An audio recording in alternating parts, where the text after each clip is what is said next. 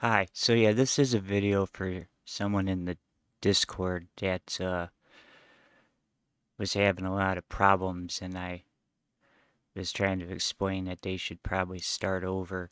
And they said that they had settings from a friend, and asked me if he could use those on his server. And I said, yeah, sure, we could do that. So, the truth be told, the information in this video is all going to be uh, available into intro to Beacon video. So I highly recommend that you watch that video.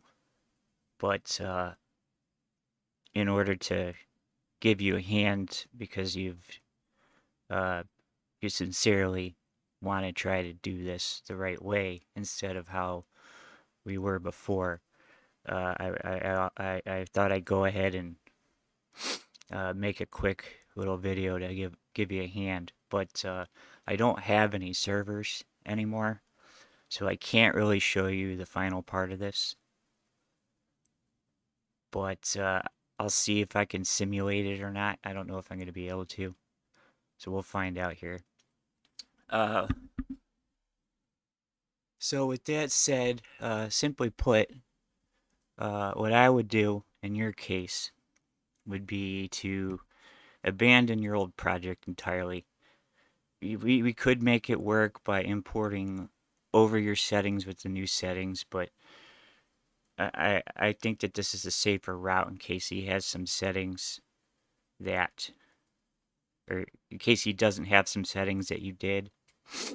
And depending on how you do the import process here, you could theoretically still have problems. So I'm going to recommend we just start a new project. So you just open Beacon from the Home tab, and we'll just say New Project here. And essentially all we're going to do is we're going to go to the, we're going to hit this import button. And we're going to start by single player local files or copy and paste. You could, and there's a few different ways of doing this, but this is just the easiest way off the top of my head. So we're just going to choose a single player, local files, or copy and paste mode, and we're going to hit continue. And then you're going to get to this screen where it says you import, and you get these two tabs for game and Gus here.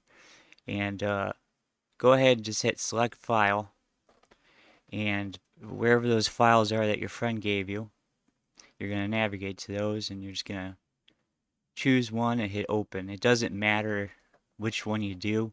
If they're both in the same spot, Beacon's going to find them both and import them for you. Okay. And then you're just going to hit next. And it's going to parse through all your INI settings to do the import. And you're going to get to this window here. And this is the window that's going to matter on the next step when we're doing the server link itself. But essentially, in your case, we're gonna call it pretty much how the default show or what we're gonna go with here. Since you're on a console, you don't need custom config, so Beacon doesn't offer to take it. You don't need it. You don't want it to. And you could even uncheck this file link option if you wanted to. That way, it wouldn't. I don't think it would show up in your servers list if you did that. So maybe that's the way to go. But actually, when we're going to get your server back connected to Beacon, we're going to do the opposite. And we're going to have everything unchecked except for this file link. So that way Beacon knows where your server is, but at the same time does not bring in any of the settings from it. So that'll protect your new project from getting messed up. So I'm going to go ahead and see how it works to uncheck the file link. I would assume it doesn't add it to the service tab. It's not going to hurt it if it's there, but it just to avoid a little confusion. So we're going to we're going to take in all these editors, stack sizes, decode. You might have more editors than I show because the project I'm doing this with had less. But you're pretty much going to take in everything except for custom config and the file link that shows. And like I said, you might have additional tabs that are in here based on what was in their project. The project I'm using did not. So yours may not look the same. So I'm just going to go ahead and hit OK. And now, as you can see, any values that I may have changed are now in this project.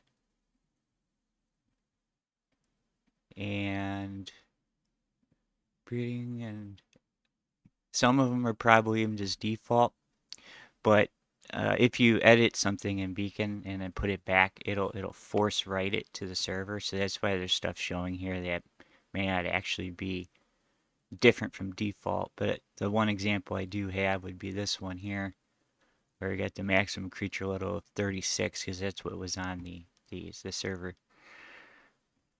And yeah, as you can see, since I unchecked the server link, there's nothing shown here.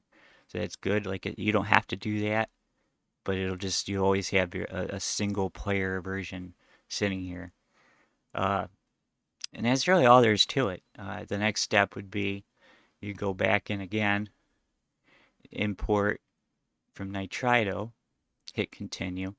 You relink your account and you choose your server when it shows, and you're going to get to that window. And again, I'm just going to show you what it looks like one more time before I call it quits. So when you get to the window here, this time you got to make sure all this stuff is unchecked, but you have the file link this time, and that's going to say it's going to give Beacon the connection to your server. And so again, you got to hit import Nitrito, go through the credentialing and all that, and then you get to this window. Everything should be unchecked except for file link, and then you hit OK.